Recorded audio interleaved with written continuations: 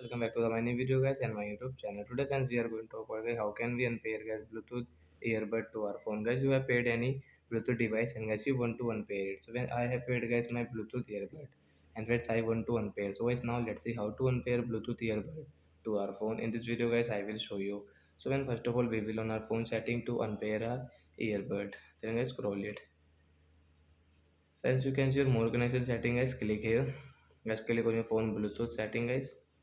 Friends, you can see that we have paid this Piton TWS company earbud. So friends, you can see right side this icon guys, tap here to unpair. So friends, you can see forgot option guys, tap here to unpair.